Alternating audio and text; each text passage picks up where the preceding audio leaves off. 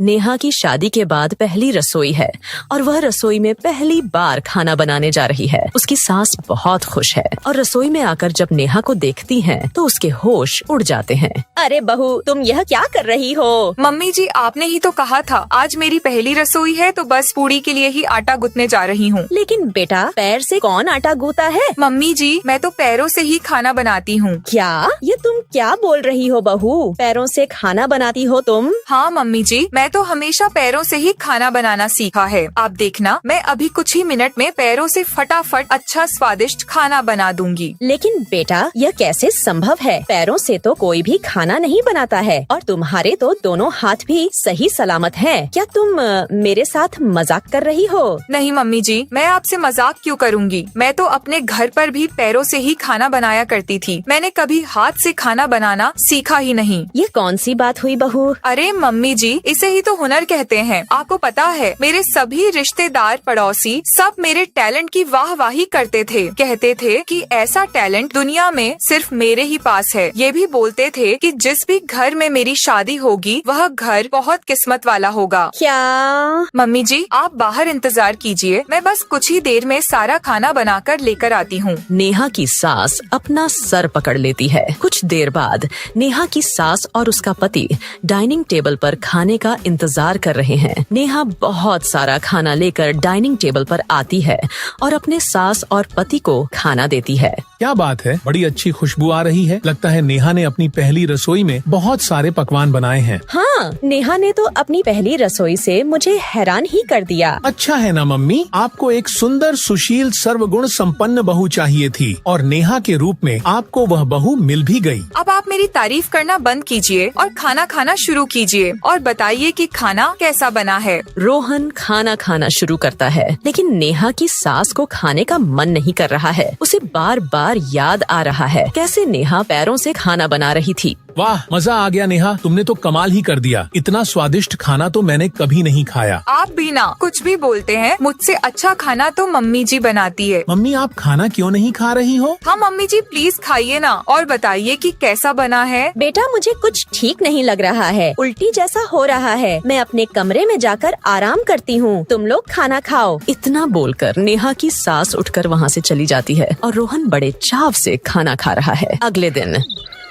रोहन और उसकी mummy hall में बैठकर टीवी देख रहे होते हैं और नेहा किचन में खाना बना रही होती है। आज खाने में क्या बन रहा है मम्मी? बहू बोल रही थी छोले भटूरे बनाएगी, शायद वही बन रहे होंगे। अरे वाह, छोले भटूरे मेरे फेवरेट। हाँ बेटा, तुम्हारा फेवरेट। और बहू अपने पैरों से बनाकर एक्स्ट्रा टेस्ट भी उनमें डाल देगी। तभी रोहन की माँ को खांसी चलने लगती है। अरे मम्मी, क्या हुआ? आप ठीक तो हैं? आप रुकिए, मैं आपके लिए पानी लेकर आता हूँ। इतना बोलकर रोहन उठता है और किचन में अपनी माँ के लिए पानी लेने जाता है। जैसे ही वह किचन में जाता है, देखता है उसकी पत्नी पैरों से भटूरे का आटा गूंथ रही है, जिसे देखकर वह हैरान रह जाता है। नेहा, ये तुम क्या कर रही हो? क्या कर रही हूँ मतलब दिख नहीं रहा? आटा गूंथ रही हूँ। आप भी ना कैसे कैसे सवाल करते हो। मेरा मतलब ये है कि यह तुम पैरों से आटा क्यों गूंथ रही हो? तो क्या हाथों से गूंथूं? कैसी बातें कर रहे हो रोहन, आपको पता नहीं है क्या? मैं पैरों से ही खाना बनाती हूँ। यह बात सुनकर रोहन के होश उड़ जाते हैं। इतनी देर में रोहन की माँ भी वहाँ आ जाती है। ये तुम क्या बोल रही हो नेहा? क्या तुम पैरों से खाना बनाती हो? मम्मी, ये नेहा क्या कर रही है? आपने इसे रोका क्यों नहीं? मम्मी जी क्यों रोकेगी मुझे? उन्हें तो पता है कि मैं पैरों से ही खाना बनाती हूँ और मैंने कल भी तो पैरों से ही खाना बनाया था, जिसे तुम बड़े चटकारे लेकर खा रहे थे। क्या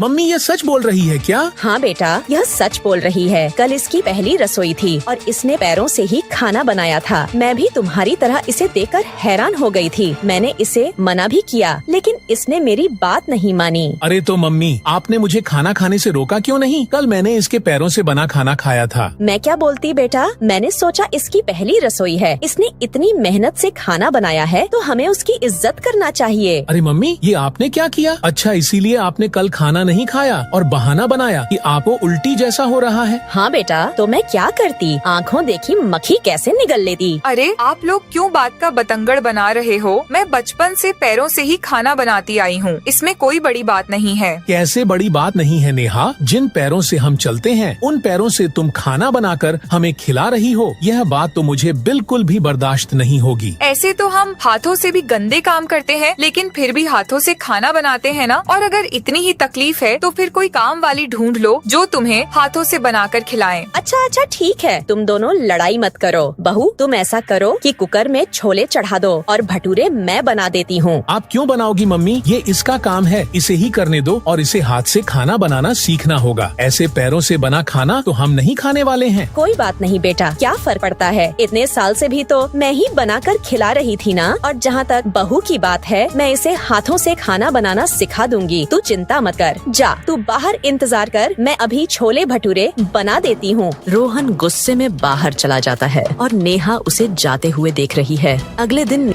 नेहा की सास उसे बताती है कि उसके मायके वाले आ रहे हैं। यह बात सुनकर नेहा बहुत खुश हो जाती है। सुनो बहू, आज तुम्हें लेने तुम्हारे मायके वाले आ रहे हैं। अच्छा माँ जी, पग फेरे के लिए आ रहे हैं क्या? हाँ बहू, तुम्हारे मायके वाले पहली बार आ रहे हैं। उनके लिए अच्छे से खाने और नाश्ते की तैयारी करना, और अगर तुमसे न बने तो मुझे बताओ, मैं खाना बनाने वाली को बुला लेती हूँ। अरे नहीं मम्मी जी, खाना बनाने वाली को बुलाने की क्या जरूरत है। अपने मायके वालों के लिए तो मैं खुद खाना बना सकती हूँ। वैसे भी पापा और मेरी बहन को मेरे हाथ का खाना बहुत पसंद है, उनके लिए तो मैं ही खाना बनाऊंगी। हाथ का? लेकिन बहू तुम तो पैरों से खाना बनाती हो ना। हाँ मम्मी जी, मैं तो पैरों से ही खाना बनाती हूँ। वह बोलने में तो ऐसे ही आता है ना कि हाथ का खाना पसंद है, इसलिए मेरे मुँह से निकल गया। अच्छा ठीक है, तुम देख लो, जो भी तुम्हारे घर वालों को पसंद हो सारे पकवान बना लेना, और बाहर से कुछ मंगवाना हो तो रोहन को कह देना, वो ले आएगा। ठीक है मम्मी जी, मैं तैयारी शुरू कर देती हूँ। एक काम करती हूँ, मैं भी तुम्हारा हाथ पटा देती हूँ। जितना तुमसे होता है तुम कर लो, बाकी का खाना मैं बना दूंगी। नहीं मम्मी जी, इसकी जरूरत नहीं है, मैं अकेले ही सारा काम कर लूंगी। आप चिंता मत कीजिए, आप तो जाकर आराम से टीवी देखिए, मैं सारा इंतजाम देख लूंगी। नेहा की सास किचन से बाहर चली जाती है और नेहा खुद ही अपने मन में बोलती है, मुझे क्या पागल समझा है मम्मी जी, जो अपने मायके वालों के लिए पैरों से खाना बनाऊंगी। मेरे घर वाले आ रहे हैं, उन्हें तो अच्छा साफ सुथरा और हाथ का बना स्वादिष्ट खाना बनाकर खिलाऊंगी। नेहा खाना बनाने के काम में लग जाती है। जल्दी जल्दी सब्जी बनाती है, सलाद काटती है और हाथों से आटा गूंथने लगती है। इधर हम देखते हैं कि नेहा की सास पीछे दरवाजे से खड़ी हुई उसे देख रही है कि वह हाथों से खाना बना रही है। उसकी सास हैरान होती है और अंदर जाकर उससे कहती है, अरे वाह बहू, तुम तो हाथों से खाना बनाने लगी। अपनी सास की बात सुनकर अचानक से नेहा डर जाती है और बहाने बनाने लगती है। वो मम्मी जी। वो क्या नेहा बेटा, मुझे तो तुम पर उसी दिन शक हो गया था, जिस दिन तुमने खाना बनाने वाली बाई लगाने की बात कही थी। मैं समझ गई थी कुछ न कुछ गड़बड़ तो जरूर है, इसीलिए तो मैंने आज तुम्हारे मायके वालों को बुलाने का नाटक किया, ताकि तुम्हारी सच्चाई का पता चल सके। नहीं मम्मी जी, वो बात नहीं है, असल में अब झूठ बोलने की जरूरत नहीं है नेहा बहू, मुझे सब समझ में आ गया है। तुम जान के पैरों से हमें खाना बनाकर खिला रही थी, ताकि हम तुम्हें खाना बनाने से ही मना कर दें और खाने के लिए बाई लगा ले। और आज जब तुम्हारे मायके वाले आने वाले हैं तो तुम आराम से हाथों से खाना बना रही हो। मुझे माफ कर दीजिए मम्मी जी, मुझसे गलती हो गई। मुझे रोज रोज खाना बनाना अच्छा नहीं लगता है, बस इसीलिए मैंने यह सब नाटक किया। सोचो बेटा, तुम्हारे मायके वालों को यह बात पता चलेगी तो उन्हें कितना बुरा लगेगा कि ससुराल में तुम्हें आए 4 दिन भी नहीं हुए और तुम यह सब कर रही हो। नहीं मम्मी जी, उन्हें कुछ भी पता नहीं चलना चाहिए। मैं सच में शर्मिंदा हूँ और आपसे हाथ जोड़कर माफी मांगती हूँ। आज के बाद ऐसी गलती नहीं होगी। अब से मैं हाथ से ही खाना बनाया करूँगी। मुझे माफ कर दीजिए मम्मी जी, मुझसे गलती हो गई। ठीक है बेटा, कोई बात नहीं, लेकिन इस घर को भी अपना ही घर समझो और हमें अपना परिवार ऐसा समझोगे, तभी तुम हमारे साथ अच्छे से रह पाओगी। तभी वहाँ रोहन हाथ में कुछ सामान लेकर आ जाता है और देखता है कि नेहा हाथ से खाना बना रही है। अरे वाह, मैं ये क्या देख रहा हूँ, नेहा ने हाथ से खाना बनाना सीख लिया। हाँ बेटा, मैंने तुम्हारी पत्नी को हाथ से खाना बनाना सिखा दिया है और आज के बाद वह पैरों से नहीं हाथ से ही खाना बनाकर खिलाएगी। क्यों नेहा? सास नेहा को आंख मारती है और सास बहू दोनों हंसने लगते हैं। अंजू फोन पर। हेलो। हाँ शिल्पा, बड़े दिनों बाद फोन किया तूने। और बता, कैसी है? क्या कल यहाँ आ रही है? अच्छा ठीक है, मैं इंतजार करूंगी। क्या हुआ बहू, किसका फोन था? कौन आ रहा है घर पर? माँ जी, मेरी एक सहेली है, उसे इस शहर में कुछ काम है, इसीलिए वो कुछ वक्त के लिए मुझसे मिलने यहाँ आ रही है कल। अच्छा अच्छा, क्या नाम है तेरी सहेली का? शिल्पा। अच्छा, शिल्पा नाम है। चल ठीक है, अच्छे से खातिरदारी करना उसकी। जी माँ जी। अंजू ये सुनकर खुश हो जाती है कि उसकी सहेली शिल्पा उससे मिलने उसके घर आ रही है। वैसे भी अंजू कई दिनों से शिल्पा से मिली ही नहीं थी। अगले दिन अंजू की सहेली शिल्पा घर आती है। कितने दिन हो गए अंजू तुझे देखे हुए, कितना बदल गई है तू। हाँ हाँ, शादी के बाद सब ऐसे ही बदल जाते हैं, तू भी बदल जाएगी देखना। और बता, तुझे आने में कोई परेशानी तो नहीं हुई ना? नहीं नहीं, कोई परेशानी नहीं हुई। और घर के बाकी सब लोग कहाँ हैं? माँ जी मंदिर गई है और नितेश जी अपने ऑफिस गए हैं। अच्छा, चल अब बातें बाद में करना, पहले कुछ खा ले। ठीक है, वैसे भी मुझे बहुत भूख लगी है। तभी अंजू की सास सरला घर में आती है और उन्हें देखकर शिल्पा तुरंत उनके पैर छूकर आशीर्वाद लेती है। खुश रहो बेटी, खुश रहो।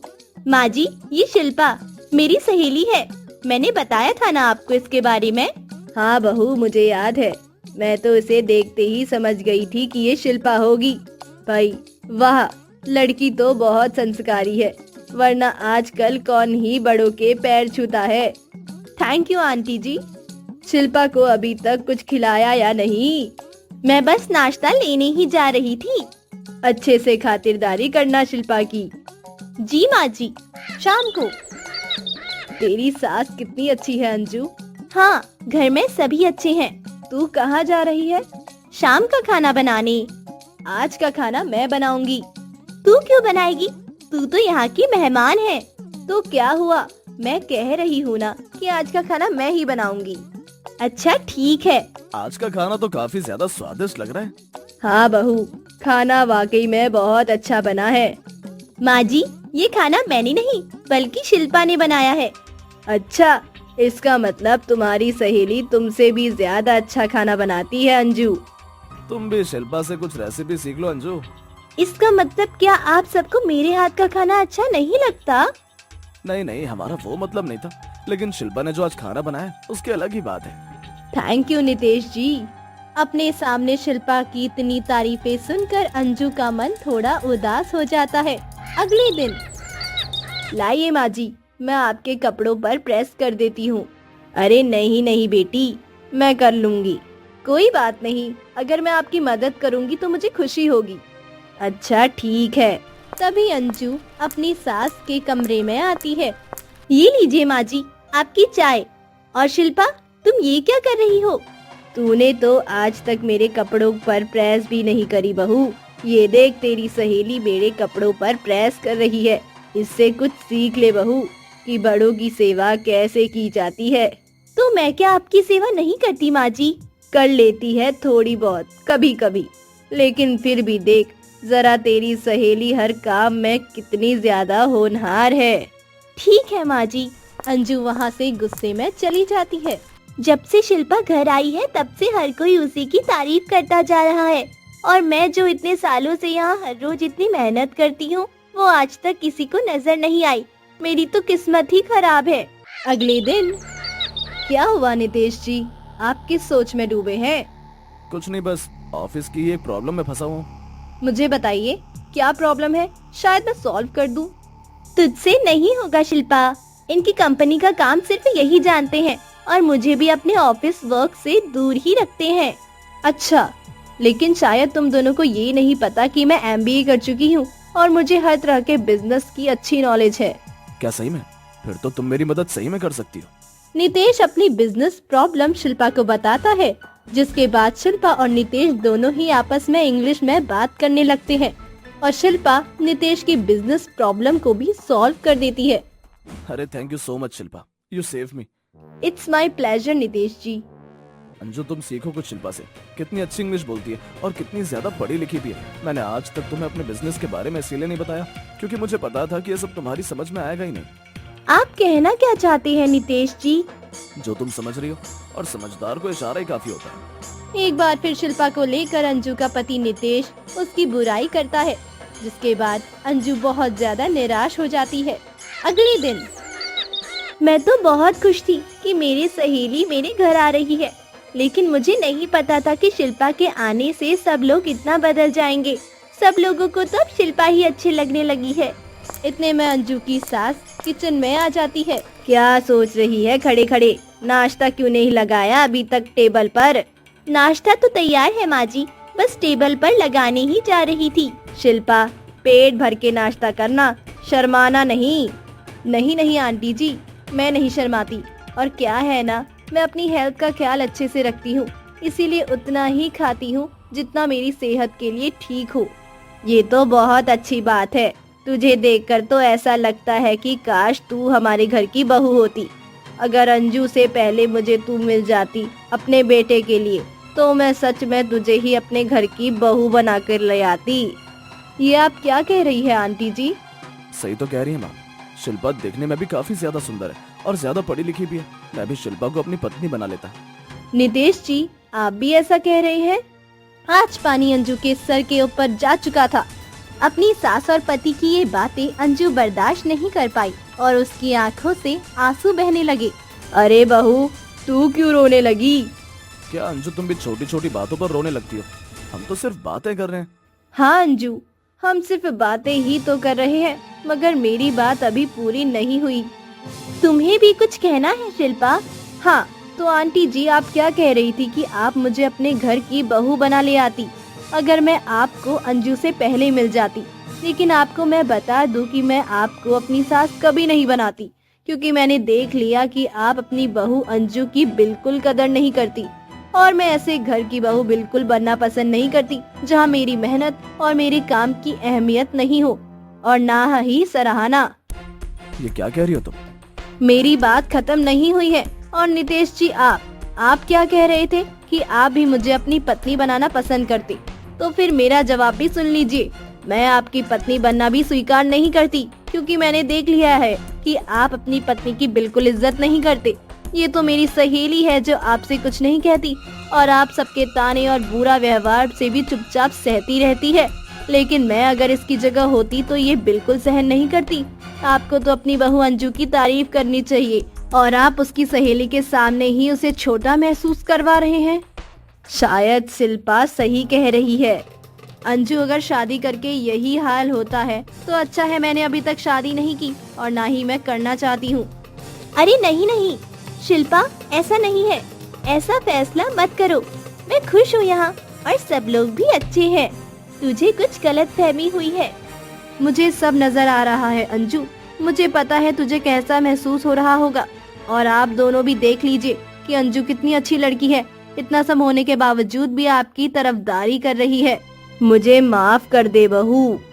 मुझसे भी बहुत गलतियां हुई हैं, मुझे भी माफ कर दो अंजू। शिल्पा ने आज सच में हमारी आंखें खोल दी। चलो, मेरे यहाँ आने से कुछ तो फायदा हुआ।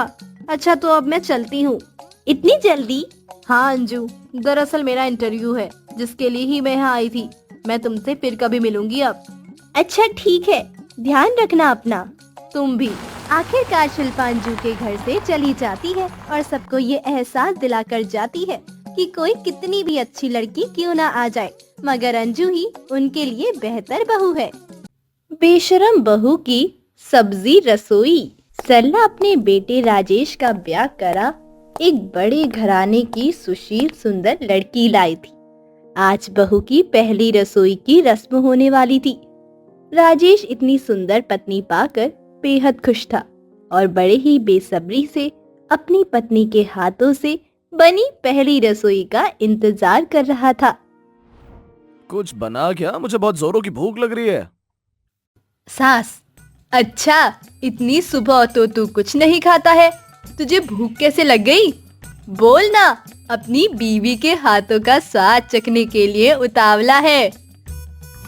सभी मेहमान और रिश्तेदार हॉल में बैठकर राजेश की टांग खिंचाई करते रहे और इसी के ठहाके लगाते, और इधर नई नवेली बहू रसोई में खाना बनाने में लगी हुई थी।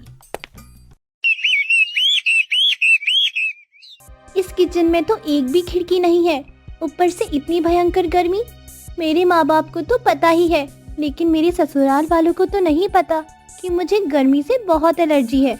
अब मैं उनसे खिड़की लगाने के लिए तो नहीं कह सकती। ऐसा करती हूँ, खाना बनाने की कोशिश करती हूँ, देखती हूँ क्या होता है।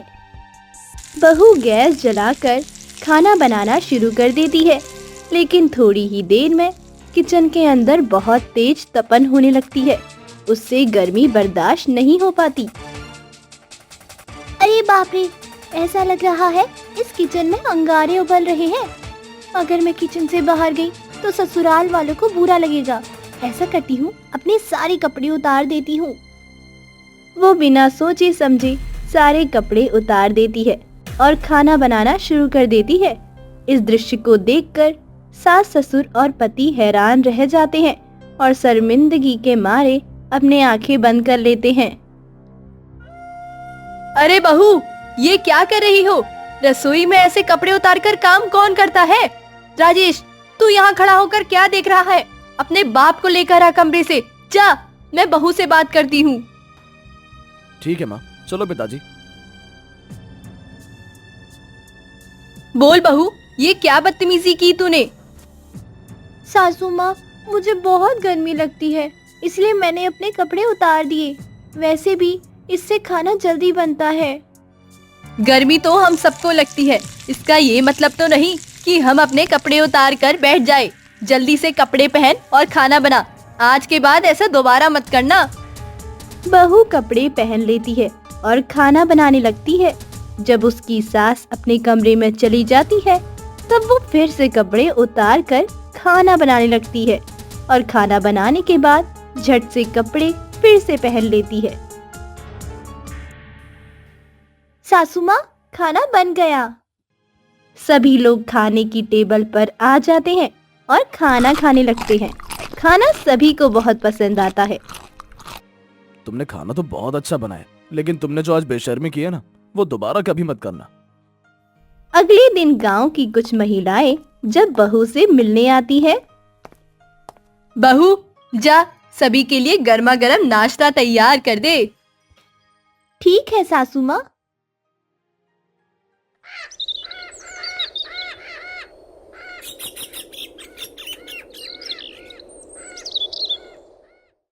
बहू किचन में जाकर गैस जलाती है और सबके लिए नाश्ता बनाने लगती है, लेकिन थोड़ी ही देर में उसे फिर से गर्मी लगने लगती है और वो अपने कपड़े उतार देती है। उसे कपड़े उतारते हुए गांव की महिलाएं देख लेती है। उसे देखकर उनकी आंखें फटी की फटी रह जाती है। कुछ तो शर्म से अपनी आंखें भी बंद कर लेती है और कुछ अपनी हंसी नहीं रोक पाती। अरे, ऐसी बेशर्मी तो हमने पहली बार देखी है। ये बहू तो पूरे गांव की बदनामी करा के ही रहेगी। तू अपनी बहू को समझाती क्यों नहीं? कोई ऐसे बेशर्मों की तरह अपने कपड़े उतार कर खाना बनाने लगता है क्या भला? हमें यहाँ रुकना ही नहीं है। बेशर्मों के घर में 2 मिनट भी अगर हम लोग रुके तो हम भी बेशर्म बन जाएंगे। चलो ललिता। ताने मारकर सभी महिलाएं वहाँ से चली जाती हैं, बिना नाश्ता किए।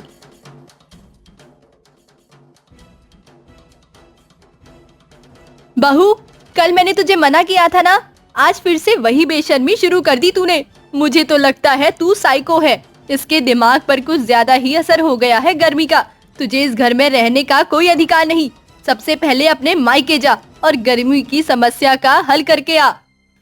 सास ससुर और पति मिलकर निर्णय लेते हैं कि अब इस बहू का और बर्दाश्त नहीं किया जा सकता। वे उसे समझाने की कोशिश करते हैं, लेकिन जब बहू अपनी आदत नहीं छोड़ती तो आखिरकार उसे घर से बाहर निकाल देते हैं। बहू गांव की सड़कों पर भटकने लगती है और भीख मांगने पर मजबूर हो जाती है। मुझसे गर्मी बिल्कुल बर्दाश्त नहीं होती। इसमें मेरी क्या गलती है?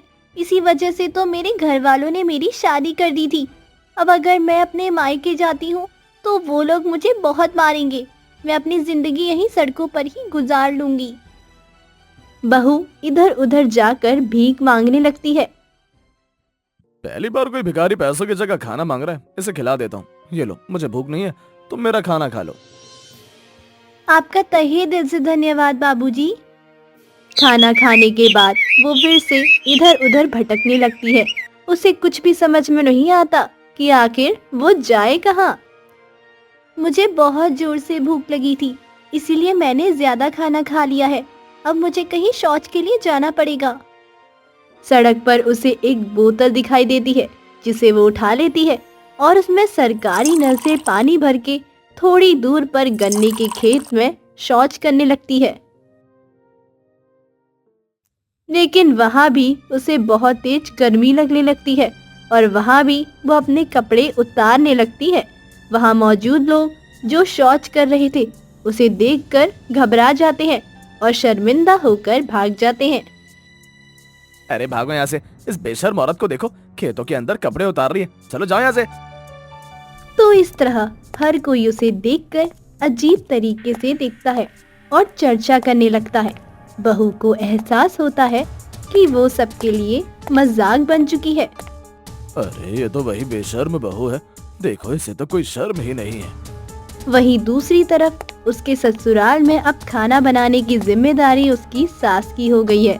राजेश की माँ किचन में खाना बना रही थी, लेकिन गर्मी इतनी ज्यादा थी कि वो बेहोश हो गई। माँ क्या हुआ? पिताजी लगता है माँ बेहोश हो गई है। एक तो गर्मी बहुत है, जल्दी से मैं पानी डालता हूँ, आप तब तक डॉक्टर साहब को बुला लीजिए। राजेश अपनी माँ के चेहरे पर पानी डालता है, लेकिन उसे होश नहीं आता। तब तक डॉक्टर साहब भी आ जाते हैं। वो जब इंजेक्शन लगाते हैं तब उसकी माँ को होश आता है। डॉक्टर उनके घर को अच्छी तरह से देखता है।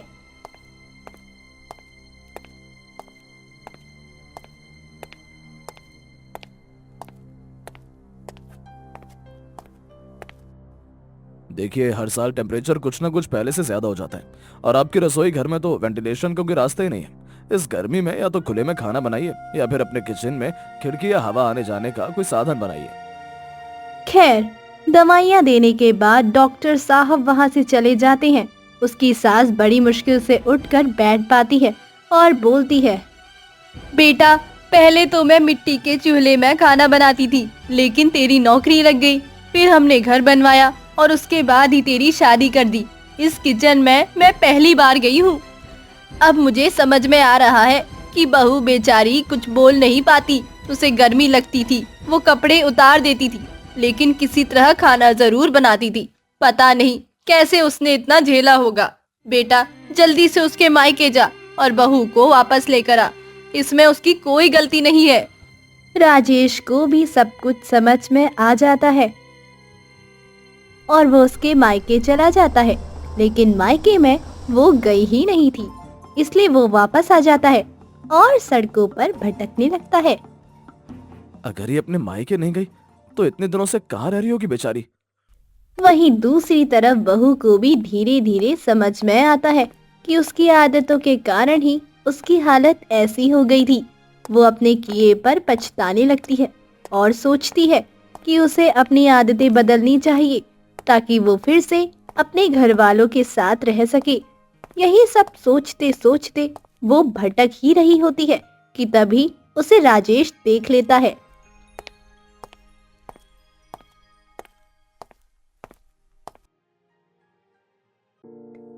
अच्छा हुआ तुम मिल गई। तुमने अपनी क्या हालत बना रखी है। मैं तुम्हारे मायके गया था, वहां पर भी तुम नहीं मिली। मेरे कपड़े उतारने की बुरी आदत की वजह से आप लोगों की बेइज्जती हो रही थी। मेरे मायके वाले पूछते तो मैं उन्हें क्या बताती, इसीलिए मैं यहाँ सड़कों पर भीख मांगकर अपना गुजारा कर रही हूँ। आप मेरी चिंता मत कीजिए, मैं धीरे धीरे अपनी आदत सुधार लूंगी। मैं समझ गई हूँ कि ये बहुत गंदी आदत है।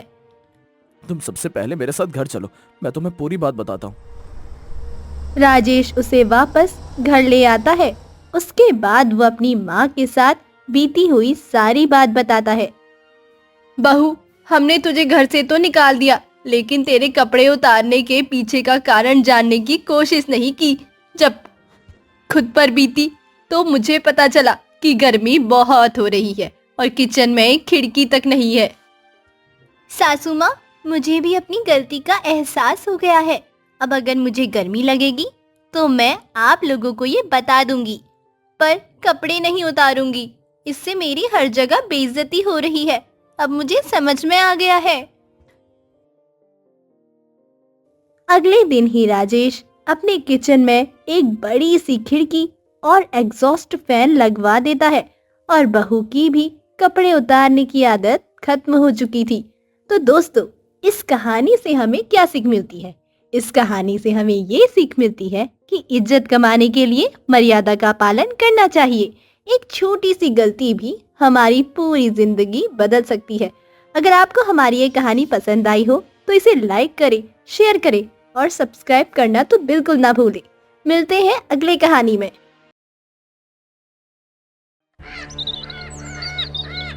मिस रूबी मुंबई शहर में रहने वाली एक मॉडर्न औरत थी। उसका अपना सोसाइटी में एक अलग ही रुतबा था। उसका इकलौता बेटा था आकाश, शहर के बड़े ऑफिस में काम किया करता था। उसकी अब शादी की उम्र हो गई थी। रूबी एक दिन अपने बेटे को फोन लगाती है। बेटा, कितने दिन हो गए हैं तुझे देखे, तू अब जल्दी से घर आ जा। I really miss you. Miss you mom, बस काम इतना है कि क्या करूं? हर वक्त काम काम। अब तुम्हारी शादी की उम्र हो गई है, इधर आ तो लड़की देखना शुरू करूं। हाँ माँ, मैं जल्दी आऊंगा और तुम्हारे लिए एक सरप्राइज भी लाऊंगा। अच्छा, क्या सरप्राइज है, बता तो। अरे सरप्राइज बताते थोड़ी है, बस ये समझ लो कि उसे देखने के बाद तुम फूलों नहीं समाओगी। अपने बेटे के आने की बात सुन रूबी खुश हो गई और इस सोच में पड़ गई कि आखिरकार आकाश उसे क्या सरप्राइज देने वाला है। वहीं दूसरी तरफ रूबी आकाश के लिए लड़की देखना शुरू कर देती है। आकाश के लिए एक से बढ़कर एक अमीर और मॉडर्न लड़कियों के रिश्ते आ रहे थे, जिसमें से रूबी ने एक लड़की में अपनी बहू की छवि देख ली थी। एक दिन संडे को रूबी बैठकर सोफे पर आराम कर रही थी कि तब उसके दरवाजे की घंटी बजती है। ओहो, ये लोग अब संडे को भी चैन से सोने नहीं देते। रूबी उठकर दरवाजा खोलती है कि तभी वो देखती है कि उसका बेटा आकाश गले में वरमाला पहने एक लड़की के साथ खड़ा था। ये देख रूबी के होश उड़ गए। ये क्या है आकाश? ये देखो माँ, ये है आपकी बहू संगीता। यही था आपका सरप्राइज। कैसा लगा आपको मेरा सरप्राइज? पाँव लागू सासू माँ। छी, ये कैसा घटिया मजाक है। ये गवार नहीं हो सकती मेरी बहू। इसे अभी के अभी घर छोड़ा। कहाँ से लाया इसे? और ये क्या है? उतारिए वरमाला। मॉम, ये मेरे ऑफिस की प्यून की बेटी है। मैं इससे बहुत प्यार करता हूँ। हमने शादी कर ली है। क्या? प्यून की बेटी से तूने शादी कर ली? मैंने सोचा था कोई अच्छी मॉडर्न बहू लाऊंगी। तू क्या ये गवार उठा लाया? ये लड़की इस घर की बहू नहीं बन सकती। कैसी बात कर रही हो रूबी? घर में पहली बार बहू आई, स्वागत तो करो। अरे तुम क्या बोल रहे हो? कब हुई शादी? कैसी शादी? अब बच्चों ने गलती कर ही ली तो क्या करोगी? गुस्सा भूल जाओ। आओ संगीता बेटा, घर पर अपने पहले कदम रखो। रूबी बहुत गुस्सा थी, लेकिन अपने बेटे के प्यार के आगे उसे झुकना ही पड़ा। अगले ही दिन ये बात सोसाइटी में फैल गई और रूबी की सहेलियां नई बहू से मिलने उसके घर पहुंची। संगीता उनके पैर छूती है। उफ, ये क्या गवारपन है? रूबी, तेरी बहू को तो ना साड़ी पहनने का ढंग है, ना कोई क्लास है। हमारी बहू को देखो, एकदम मॉडर्न है, मॉडर्न। अरे ये सब छोड़ो, तुम बताओ कि तुम लोग क्या लोगी। जा संगीता, सबके लिए मैंगो शेक बना कर ला। हाँ माई, लाती हूँ। अरे ये क्या माई लगा रखा है? कितनी बार तुझे कहा है मुझे मॉम बोला करो, मॉम। अब जा, जल्दी से मैंगो शेक बना कर लाओ सबके लिए। संगीता कुछ देर बाद प्लेट लाकर रूबी के सामने रख देती है। ये क्या है? आप ही ने तो कहा था कि मैंगो शेक लाओ, तो मैं मैंगो को तवे पर शेक कर ले आई। ये सब सुनकर सारी पड़ोसन हंसने लगी और हंसते हंसते वहाँ से चली गई। फिर कर दी ना मेरी बेइज्जती सबके सामने, गवार कही की। देखा आकाश अपनी पसंद को। शादी के बाद आकाश घर में रहकर वर्क फ्रॉम होम करने लगा था और काम के बीच रूबी संगीता के बीच के खटपट से परेशान हो गया था। कुछ देर बाद आकाश ने रूबी और संगीता के झगड़े को रोककर फैमिली के साथ बाहर जाकर मूड ठीक करने का प्लान बनाया। ओहो मॉम, छोड़ो ना ये सब, चलो ना कहीं घूमने चलते हैं। बहुत दिन हो गए कहीं घूमने नहीं गए। हाँ रुक जा, मैं तैयार होकर आती हूँ और उस गवार को भी बोल दे तैयार होने। फिर संगीता कपड़े पहन कर आती है और वो लोग घूमने निकल जाते हैं और थक कर रात को डिनर के लिए एक बड़े से रेस्टोरेंट में जाते हैं। वहाँ पहुँचने के बाद, हाय दैया, कितना सुंदर से फूल सजा कर रखा है। अरे यहाँ तो बावर्ची भी सूट पहना है। ये तो एकदम फिल्मों जैसा है। अरे इतनी जोर जोर से क्या बोल रही है? ऐसे ही होते हैं रेस्टोरेंट्स और होटल्स। हाँ संगीता, यहाँ सब ऐसे ही खूबसूरत होता है। तुम मेन्यू देखो ना, खाने में क्या खाओगी? हाय हाय, ये दाल मखनी 500 रुपए का, पनीर 1200, इतना महंगा। रहने दीजिए सासू माँ, मैं घर जाकर आपके लिए बढ़िया सी दाल बना दूंगी। अरे चुप हो जा, बेइज्जती करवाएगी क्या? ये तो यहाँ के नॉर्मल प्राइस है और ये हमारा क्लास है, बाहर होटल में आकर खाना। तूने तो इतने बड़े होटल में कभी खाना खाया ही नहीं होगा, आज खाकर देख। फिर वो लोग खाना खा लेते हैं। वेटर, ये जो बचा हुआ खाना है उसे क्लीन कर दो और फिर फिंगर बाउल ले आना। अरे नहीं नहीं, सुनो भैया, ये खाना ना पैक कर दो, इतने पैसे देकर खरीदे हैं, ऐसे फेंकेंगे थोड़ी ना। अरे चुप कर पागल, भैया आप फिंगर बाउल ले आओ। रूबी बहुत गुस्से में घर आती है। हाय हाय, ये कितनी गवार लड़की से शादी करके लाया है।